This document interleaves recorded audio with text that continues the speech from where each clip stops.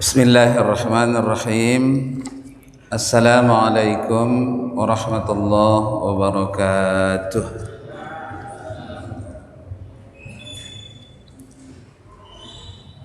Innal hamdalillah nahmaduhu wa nasta'inuhu wa nastaghfiruh wa na'udzu billahi min shururi anfusina wa min sayyiati a'malina.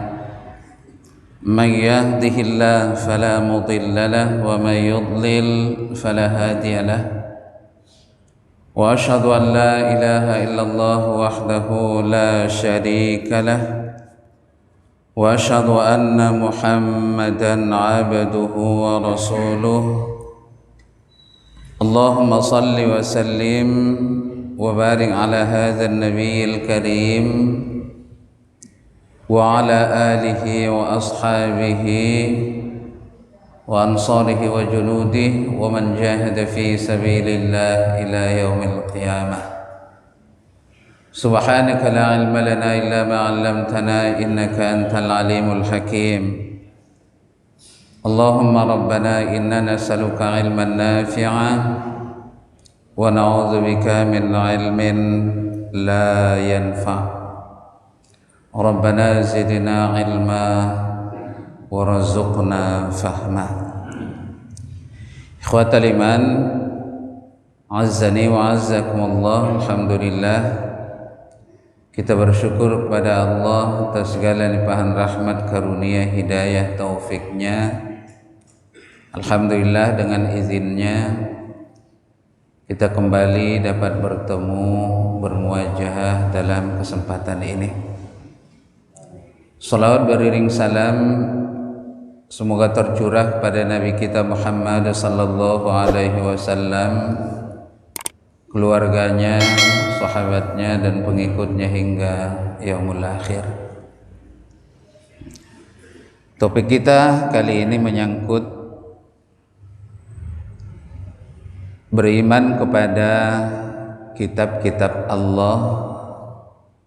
Bagian pertama masuk di pendahuluan, yaitu pertama, urgensi atau pentingnya mempelajari iman kepada kitab-kitab Allah Subhanahu wa ta'ala. Maka dari itu pentingnya mempelajari iman kepada kitab Allah. Pertama, iman kepada kitab Allah adalah termasuk di antara rukun iman yang merupakan pokok dari keimanan. Jadi sebab iman kepada kitab-kitab Allah adalah termasuk rukun iman yang merupakan pokok dari keimanan. Makna rukun ini artinya adalah sudut. Seandai sebuah terpal kita ingin angkat naik ke atas, maka dari itu ada sebagai tiang tengahnya. Baru kemudian seandai tiang tengah tidak ada, maka dari itu sudut-sudutnya harus dibuatkan tiang. Maka dari itu terpal akan naik bila tiangnya dapat menyanggah terpal. Maka seandai kita mengibaratkan sebuah Islam adalah terpal, maka dari itu diantara dari sudut-sudut dari keempat sudut dari terpal itu, salah satu di antaranya adalah rukun iman. Maka dari itu beriman kepada Allah adalah tiang pokoknya, baru beriman kepada para malaikat di antara dari tiang-tiang sudutnya, beriman kepada kitab di antara dari tiang-tiang sudut itu. Lalu kemudian Allah Subhanahu wa taala menggambarkannya di dalam Al-Qur'an. Allah mengumpamakan kalimat yang baik itu persis seperti pohon. Maka satu pohon yang baik adalah apabila akarnya itu menancap ke bawah, sedangkan akar dari akar pohon ini adalah juga menancap ke samping-samping, sedangkan pohonnya tinggi. Di dalam Al-Quran disebut naik ke atas, bahkan ke atas, mengarah ke langit, mengarah ke langit.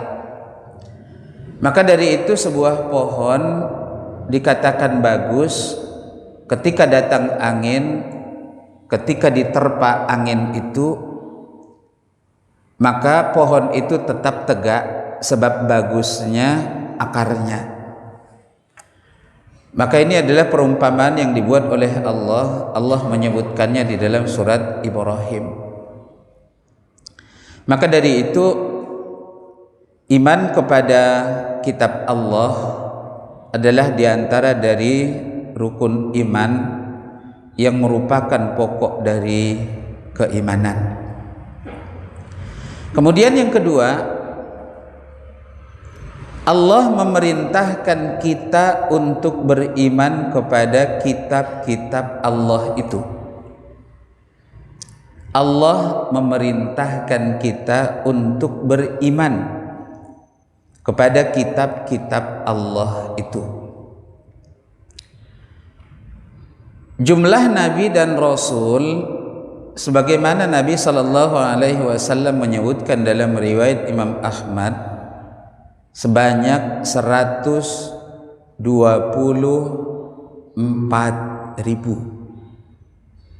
124.000 jumlah nabi dan rasul.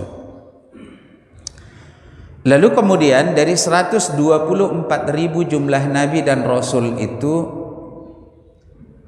ada 313, dan benar juga seandainya ada yang menyatakan 315 orang rasul dari 124.000 jumlah nabi dan rasul itu. Lalu kemudian 25 nama nabi dan rasul yang diabadikan namanya di dalam Al-Quran. Baru kemudian ada 5 nama nabi yang disebut dengan ulul azmi, yang mereka sangat luar biasa kesabarannya dalam menghadapi hidup. Maka dari itu tidak semua kitab yang turun kepada para nabi dan rasul sebanyak 124.000 jumlah nabi dan rasul diinformasikan kepada Nabi sallallahu alaihi wasallam. Allah Subhanahu wa taala menyatakan wa minhum lam naqsus alaika, dan sebahagian nabi itu kami tidak kisahkan kepadamu. Maka dari itu sebahagian dari kitab suci berarti tidak dikisahkan oleh Allah kepada Nabi sallallahu alaihi wasallam. Kemudian ketika Allah memerintahkan kita untuk beriman kepada kitab mana saja yang wajib kita imani, paling tidak ada 5 kitab yang harus kita imani. 4 sebelum Al-Quran. Pertama adalah suhuf yang turun kepada Nabiullah Ibrahim alaihissalam dan juga turun kepada Musa. Allah berfirman, suhufi Ibrahim wa Musa, yaitu suhuf yang turun kepada Nabiullah Ibrahim dan juga turun kepada Musa alaihissalam. Suhuf ini berupa lembaran-lembaran, namun lembarannya bukan lembaran kertas, tetapi lembaran-lembaran ketika Nabiullah Musa alaihissalam disuruh oleh Allah naik ke Gunung Sinai, paling tidak berkisar 40 hari beliau di sana. Lalu kemudian ada perintah dari Allah Subhanahu wa taala, dilarang melakukan zina, dilarang minuman keras, dilarang melakukan riba dan lain-lain. Ada 10 yang dimaksud dengan 10 commandment. Allah menulisnya di lauh, atau bahasa saat ini disebut dengan loh. Loh ini adalah batu. Maka dari itu lempengan-lempengan batu itu bertuliskan firman Allah Subhanahu wa taala. Maka dari itu inilah yang disebut dengan suhuf. Maka dari itu suhuf ini turun kepada Nabiullah Ibrahim dan juga kepada Musa alaihi assalam. Cuman seandainya yang turun kepada Musa bentuknya adalah Taurat, seandainya Taurat itu berbeda dengan suhuf, maka yang turun kepada Musa berarti ada 2 kitab. Namun seandainya suhuf kepada Nabiullah Musa alaihi salam adalah isinya Taurat, maka dari itu nama lain dari kalimat Taurat itu adalah suhuf, atau nama lain dari suhuf itu adalah Taurat kepada Musa alaihi salam. Baru kemudian Zabur turun kepada Nabiullah Daud alaihi salam. Zabur tidak ada syariat sedikit pun. Maka dari itu kitab Zabur hanya berisi zikir dan doa saja. Maka dari itu syariat kepada Nabiullah Daud dengan Nabiullah Sulaiman alaihi wassalam adalah syariat yang diturunkan oleh Allah kepada Nabiullah Musa alaihi salam, yaitu Taurat. Sampai ketika syariat Allah turunkan kepada Nabiullah Isa alaihi salam, maka Allah menurunkan kitab Injil. Maka dari itu 4 kitab sebelum Al-Quran, 1 suhuf, 3 ini diperuntukkan untuk kalangan Bani Israel. Maka dari itu kitab Taurat, Zabur dan juga Injil adalah untuk orang-orang Bani Israel.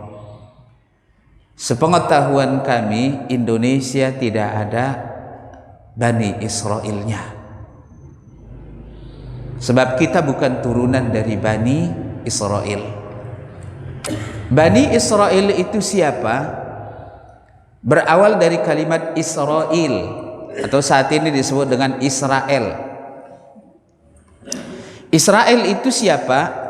Yaitu cucunya Nabiullah Ibrahim alaihissalam. Nabiullah Ibrahim punya anak, yang pertama adalah Ismail, yang kedua adalah Ishak.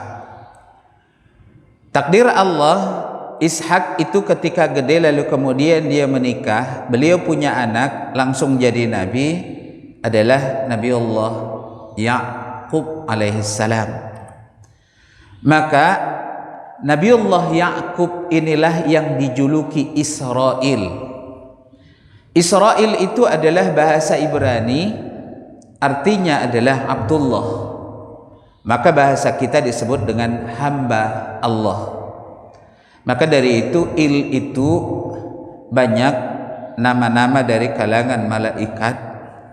Pertama Ijrail, Mikail, Israfil dan lain-lain sebagainya adalah dengan bahasa Ibrani.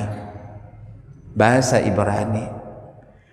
Lalu kemudian Nabiullah Ya'qub inilah yang disebut dengan Israil.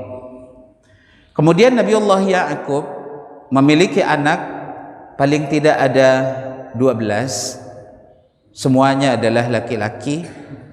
Maka dari istri pertamanya memiliki anak 6, istri kedua memiliki 2, istri ketiga memiliki anak 2, istri keempatnya memiliki anak 2. Maka dari istri keduanya langsung jadi nabi dibuat oleh Allah Jalla wa'ala, yaitu Nabiullah Yusuf alaihissalam. Nabiullah Yusuf bersaudara dengan Benyamin, yaitu sekandung dengan Benyamin. Maka dari itu Nabiullah Yusuf adalah Bani Israel. Maka dari itu yang 12 ini adalah Bani Israel. Maka turunannya diantaranya adalah Nabiullah Musa alaihissalam. Maka dari itu turunannya diantaranya juga adalah Nabiullah Daud alaihissalam. Nabiullah Daud punya anak namanya Nabiullah Sulaiman. Kemudian sampai kepada Nabiullah Isa alaihissalam. Maka seluruhnya mereka adalah dari turunan Bani Israel. Sedangkan kita agamanya bukan turunan Bani Israel. Sebab Nabi Muhammad sallallahu alaihi wasallam adalah turunan Bani Ismail, bukan Ishak, tapi Ismail. Ismail satu-satunya yang jadi nabi adalah Nabi Muhammad sallallahu alaihi wasallam. Maka dari itu Indonesia tidak ada dari turunan Bani Israel. Lalu kemudian Allah memerintahkan kita beriman kepada kitab-kitab Allah itu. Allah berfirman di dalam surat Asy-Syura ayat 15. Qul amantu bima anzalallahu min kitab. Qul wa qul, dan katakanlah. Khitab dari ayat ini adalah kepada Nabi sallallahu alaihi wasallam. Tujuan dari ayat ini disuruh Nabi sallallahu alaihi wasallam mengatakan amantu bima anzalallahu min kitabin. Aku beriman kepada apa yang Allah turunkan dari kitab. Yang dimaksud kitab di dalam ayat ini adalah kitab Al-Quran. Maka dari itu Nabi sallallahu alaihi wasallam sudah disuruh oleh Allah untuk beriman kepada kitab yang turun kepada Nabi sallallahu alaihi wasallam. Lalu kemudian kitab Al-Quran itu tidak ada turun kepada satu orang sahabat pun selain kepada Nabi sallallahu alaihi wasallam dari seluruh ayatnya. Bila Indonesia ikut menghitung dengan hitungan 6.666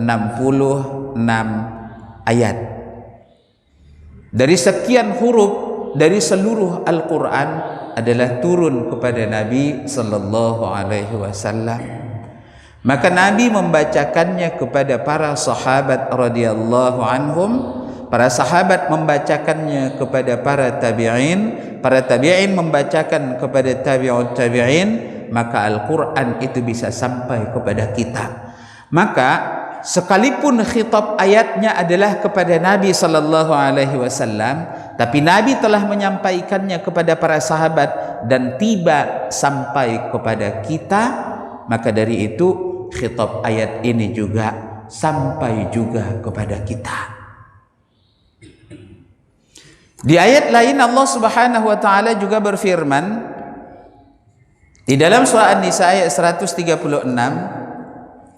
Ya ayyuhalladzina amanu, wahai orang-orang yang beriman, aminu billahi, berimanlah kalian kepada Allah. Beriman kepada Allah adalah pelajarannya diantaranya kitab tauhid. Beriman kepada Allah, sebab tidak akan mungkin seseorang sempurna keimanannya kepada Allah selama dia tidak pernah membicarakan menyangkut tauhidul asma was sifat.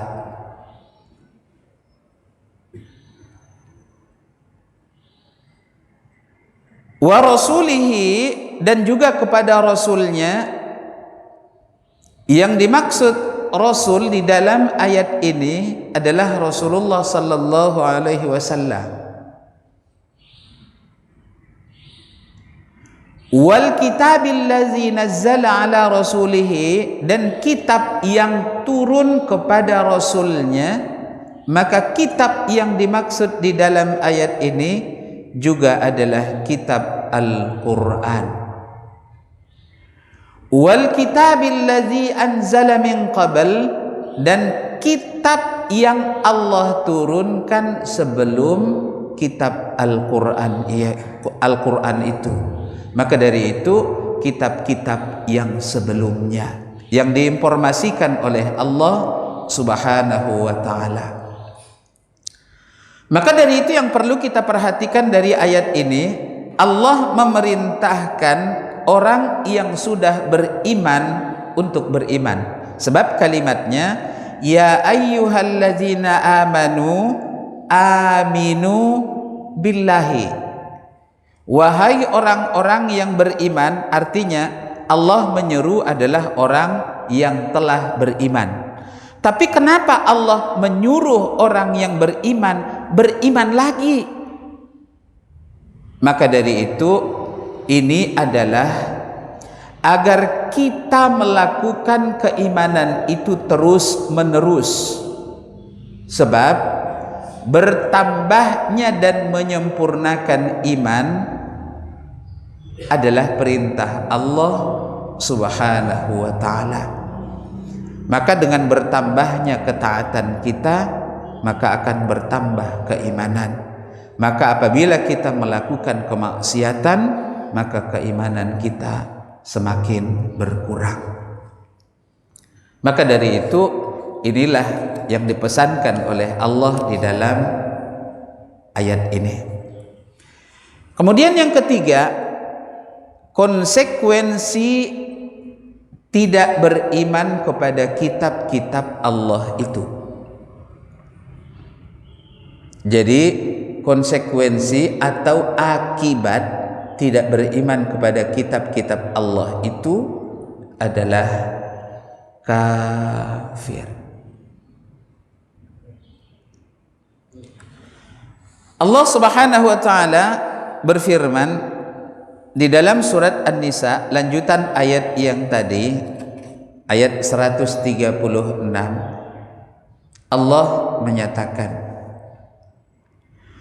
Wa may yakfur billahi, barang siapa yang kufur kepada Allah Subhanahu wa ta'ala, artinya dia menolak keberadaan Allah Subhanahu wa ta'ala. Alhamdulillah kita Indonesia, sedangkan orang Indonesia mayoritas adalah beragama Islam. Dan alhamdulillah Indonesia mencapai 80% jumlah Islamnya. Maka dari itu insya Allah setiap kita tidak akan kufur kepada Allah Subhanahu wa ta'ala. Tetapi bagaimana dengan saudara-saudara kita yang lain yang mereka boleh jadi, sebab hari ini adalah hari Ahad, boleh jadi masih banyak yang belum bangun dari tidur. Mereka tidak melakukan sholat subuh. Semoga Allah membangunkan mereka dan agar mereka melakukan sholat subuh itu. Kemudian wa malaikatihi, dan kufur kepada malaikatnya, wa kutubihi, dan kufur kepada kitab-kitabnya. Salah satunya adalah Al-Quran. Wa rusulihi, dan kepada utusan-utusannya, salah satunya adalah Rasulullah sallallahu alaihi wasallam. Wal yaumil akhir, dan juga kufur kepada hari akhir. Hari akhir secara umum para ulama berbicara sejak dari kematian kita, membicarakan menyangkut hari akhir. Lalu kemudian diantaranya adalah azab kubur, diantara dari beriman kepada hari akhir.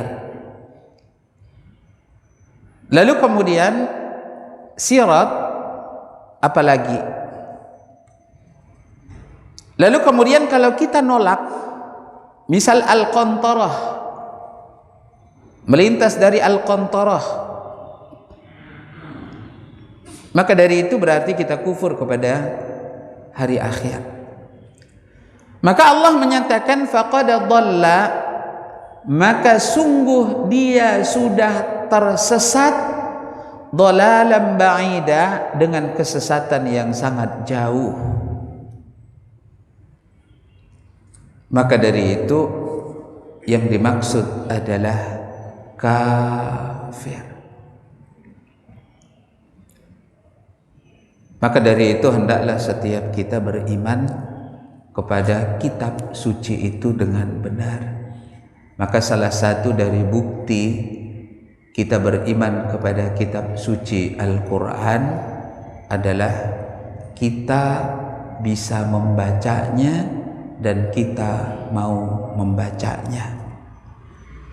Maka minimal seorang muslim membaca Al-Quran 1 juz 1 hari, 1 juz 1 hari, maka 1 bulan insya Allah dia bisa khatam.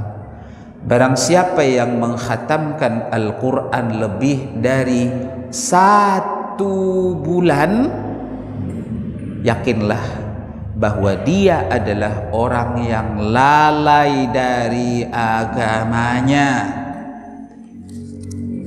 lalai dari agamanya. Maka dari itu hendaklah setiap kita mengkhatamkan Al-Quran 1 bulan 1 kali, bukan khatamnya hanya bulan Ramadan saja. Kemudian ancaman Allah berupa siksaan yang pedih bagi orang yang tidak beriman kepada kitab suci itu. Allah Subhanahu wa taala berfirman di dalam surat Ghafir dari ayat 71 sampai ayat 72.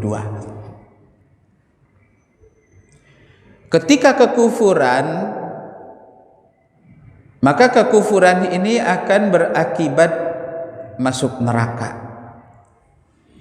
Allah Subhanahu wa taala sudah menyatakan di dalam Al-Qur'an, alladzina kadzdzabu bil kitabi, orang-orang yang mendustakan kitab Allah yaitu Al-Quran, wa bima arsalna bihi rusulana, dan kami telah mengutus Al-Quran itu kepada Nabi yang kami utus, yaitu Rasulullah sallallahu alaihi wasallam. Jadi tidak akan bisa pisah iman kepada Rasul dengan iman kepada kitab.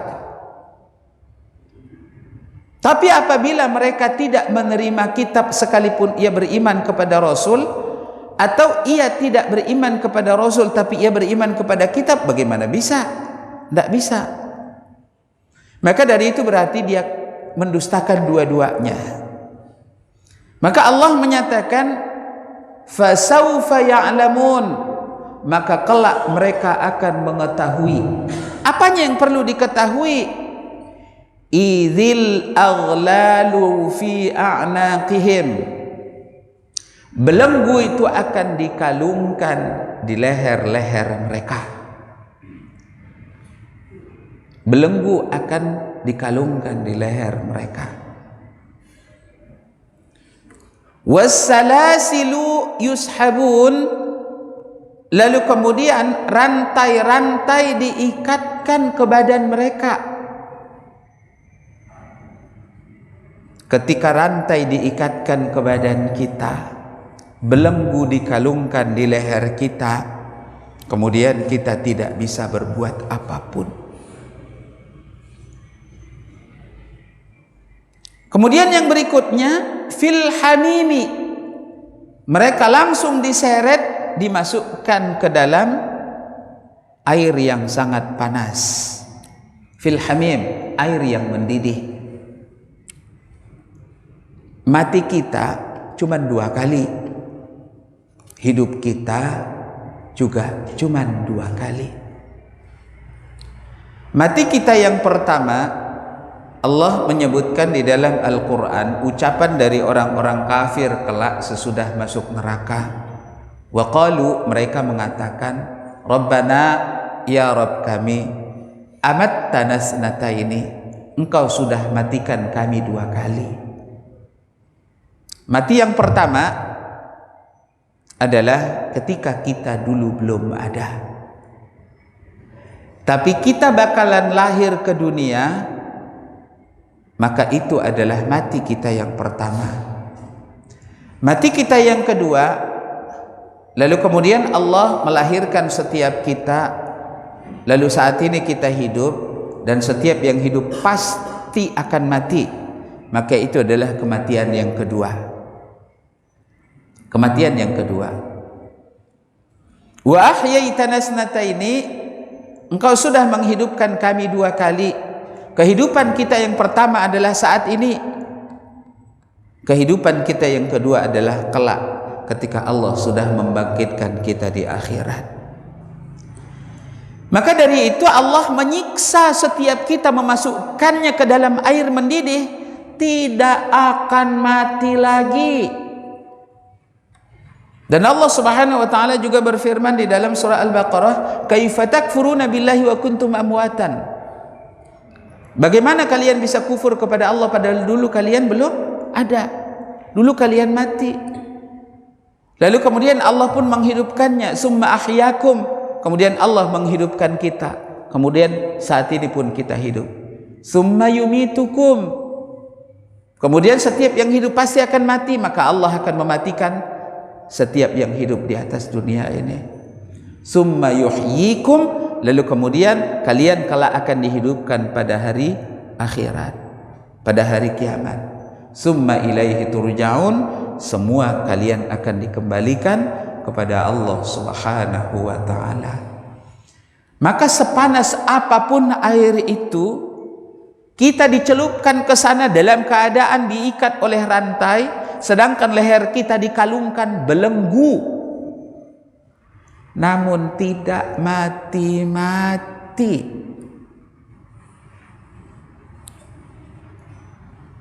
Kenapa mereka bisa begitu? Karena mereka mendustakan ayat-ayat Allah Subhanahu wa taala. Summa finnari yusjarun, kemudian mereka dibakar di dalam neraka jahanam. Ketika kita dibakar kelak di dalam neraka jahanam juga tidak mati. Tujuannya liyazuqul azab, agar mereka merasakan siksa itu. Kalau di dunia kita ditabrak oleh mobil lalu kemudian penyok kepala kita lalu kemudian kita langsung mati. Akan mati, Pak. Ketika kepala kita dilindas oleh truk lalu kemudian penyet, mati orangnya. Itu di dunia. Tapi di akhirat kelak tidak akan mati sekalipun seluruh isi perutnya sudah terurai. Maka dari itu berimanlah kepada kitab-kitab Allah. Kemudian bagian yang kedua, hikmah diturunkannya kitab Allah Subhanahu wa ta'ala. Maka di antara dari hikmah Allah turunkan kitab-kitab Allah, pertama,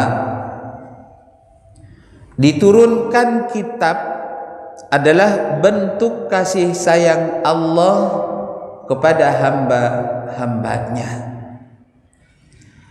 Allah Subhanahu wa ta'ala yang paling mengetahui apa yang terbaik untuk hamba-hambanya itu.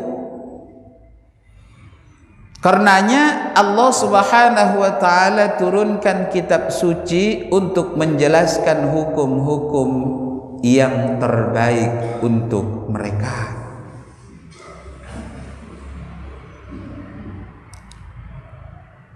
Jika kita melihat perihal keadaan manusia di zaman ini, ketika membuat peraturan, maka akan didapati mereka sangat sibuk bermusyawarah dan bersusah payah untuk bertukar pikiran dalam membuat aturan itu.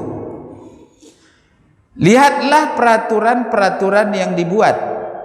Peraturan-peraturan itu harus diubah. Maka dari itu peraturan-peraturan tersebut tidak terlepas dari kritikan dan juga sampai cemoohan, sehingga peraturan itu harus diganti. Oleh karena itu setelah sebuah peraturan telah disepakati, maka pada waktu yang lain peraturan tersebut akan diubah kembali, kemudian disepakati lagi, kemudian diubah lagi, begitulah terus menerus. Mengapa bisa demikian? Sebab peraturan itu adalah buatan manusia. Contoh kasus Indonesia. Merdeka belum sampai 100 tahun, tapi undang-undang dasarnya telah diamandemen lebih dari 2 kali. Lebih 2 kali sudah diamandemen.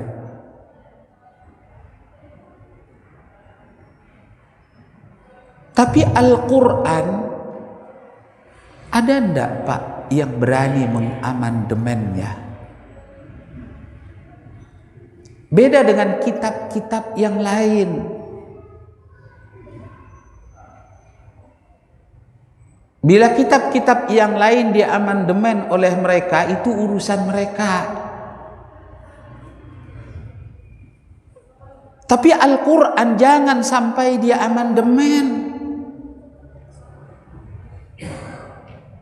14 abad sudah lebih.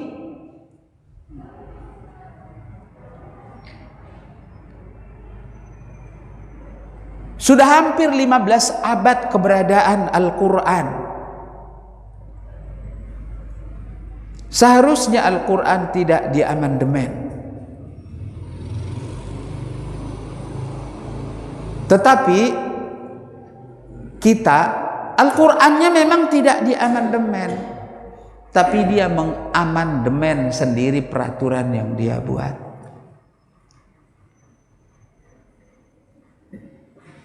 Maka dari itu Allah Subhanahu wa taala sudah menyatakan di dalam surat Al-Mu'minun ayat 115, "Afa hasibtum annama khalaqnakum abasa?"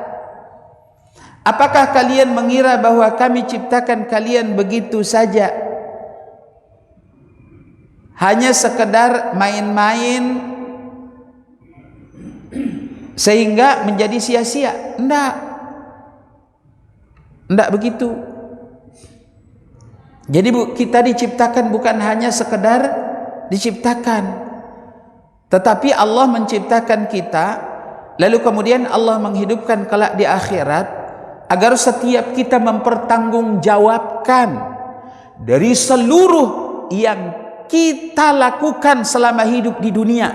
Maka dari itu, yakin Pak, demi Allah, setiap orang yang membakar uangnya dengan menghisap, demi Allah dia mempertanggungjawabkan setiap rupiah dari uang yang dia bakar kelak pada hari kiamat, selama dia belum bertaubat kepada Allah Subhanahu wa taala. Demi Allah, pasti dia mempertanggungjawabkannya. Saya akan mempertanggungjawab apapun yang saya sampaikan. Bila saya tidak beramal, saya akan mempertanggungjawabkan kalau saya tidak mengamalkan apa yang saya sampaikan itu. Maka dari itu kita diciptakan bukan hanya sekedar begini saja, lalu kemudian lahir, gede, lalu punya rumah, lalu kemudian sesudah tua, lalu kemudian kita mati. Bukan sekedar begitu saja. Dan Allah juga menyatakan, wa annakum ilaina la turja'un. Kalian mengira bahwa kalian tidak dikembalikan kelak kepada Allah. Tidak. Setiap kita pasti akan dikembalikan kepada Allah Subhanahu wa taala untuk mempertanggungjawabkan setiap apapun yang kita lakukan selama kita hidup di dunia ini. Maka dari itu Allah Subhanahu wa taala juga berfirman di dalam surah Al-Qiyamah pada ayat 36, ayahsabul insanu ayyutraka suda. Apakah manusia itu mengira bahwa mereka dibiarkan begitu saja? Enggak.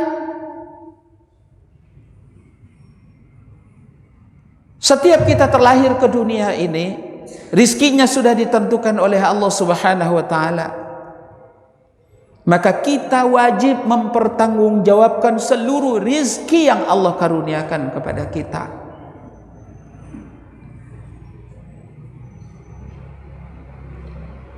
Maka dari itu, beriman kepada Allah diantara dari hikmahnya Allah menurunkan Al-Quran untuk memberitahu kepada kita berapa baik Allah Subhanahu wa ta'ala, sehingga Allah membuat peraturan sebegitu bagus kepada kita.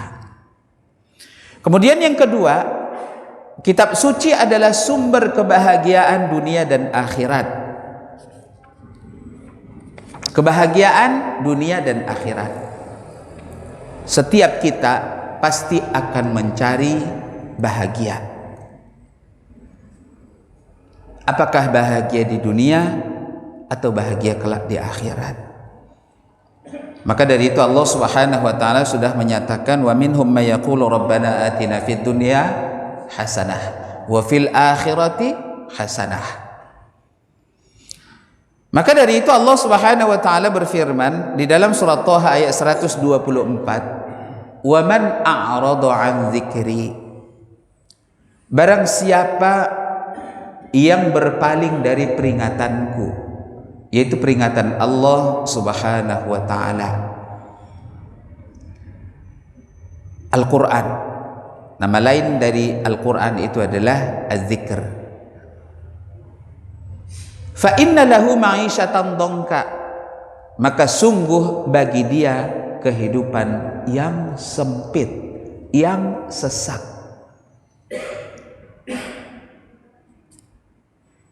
Maka dari itu, ketika ada sebuah problem, seharusnya ambil Al-Quran, baca Al-Quran saja. Baca dulu Al-Qurannya. Mau baca berapa lembar? Mungkin 5 lembar kita baca. Sesudah itu berdoa kepada Allah. Insya Allah Pak. Tapi kita kalau udah stres, tidak akan mau baca Al-Quran. Maka dari itu coba dibiasakan. Sebab kalau kita tidak baca Al-Quran akan semakin ruwet, semakin sempit. Justru karena sempitnya itu, sehingga stres otak kita. Seharusnya kita ambil Al-Quran, kita baca Al-Quran, fahami maknanya. Maka dari itu Allah Subhanahu wa taala juga menyatakan, ini ayatnya ini lebih panjang sebenarnya. Kelak di akhirat, nahsyuruhu yaumal qiyamati a'ma. Kami akan membangkitkannya kelak pada hari kiamat dalam keadaan buta. Qala, dia bertanya kepada Allah Subhanahu wa taala, lima hasyartani a'ma wa qad kuntu basira. Ya Allah, kenapa engkau bangkitkan aku dalam keadaan tunanetra, buta matanya, padahal dulu aku melihat selama hidup di dunia? Qala, Allah berfirman, kadzalik. Ya, memang begitulah. Atatka ayatuna, sudah sampai kepadamu ayat-ayat kami, fanasitaha, dan engkau melupakannya. Wa kadzalikal yauma tunsa, itu sebabnya saat ini engkau dibiarkan begitu saja, diabaikan begitu saja. Maka Allah Subhanahu wa taala juga berfirman di dalam surat Yunus ayat 57,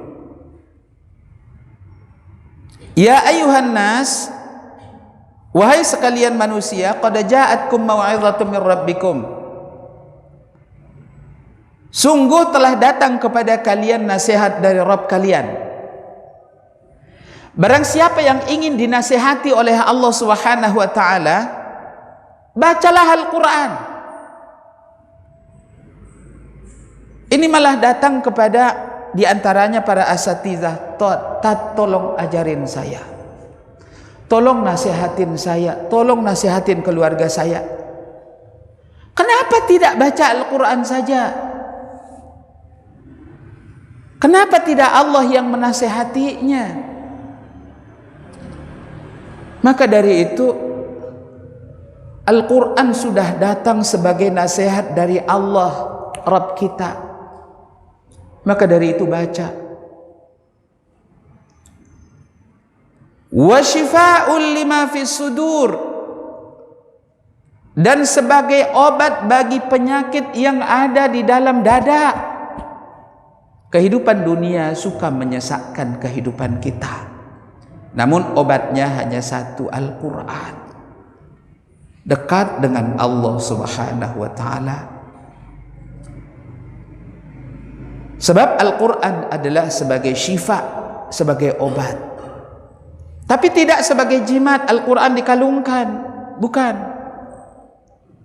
Wahudan, dan Al-Quran sebagai petunjuk, warahmatul lil mu'minin, dan sebagai rahmat bagi orang-orang yang beriman. Kasih sayang Allah kepada orang-orang yang beriman. Maka dari itu berimanlah kepada Al-Quran.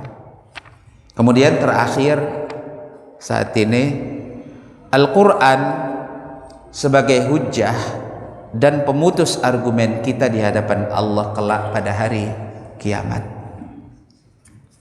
Allah Subhanahu wa taala berfirman di dalam surah An-Nisa ayat 165,